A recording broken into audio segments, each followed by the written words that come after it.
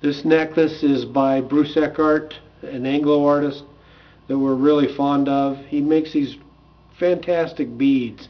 In this case, this is broken arrow Variscite, which comes from the Audison's claim over in Nevada. It's the Royston mining district, and if you really watch close, you can come up with some of this super green Variscite.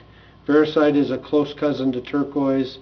Bruce cuts it in these large, gorgeous beads, accents it with smaller beads in between, and then these accents of, here's some coral, turquoise, sugilite, Sleeping Beauty turquoise probably looks like here, but just enough to set it off. But this set of beads, the workmanship and creativity in this is top of the line.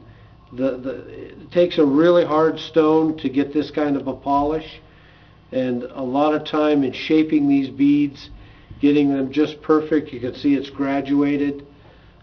This is an exceptional necklace, and Bruce Eckhardt is a top quality artist. There's no doubt about it.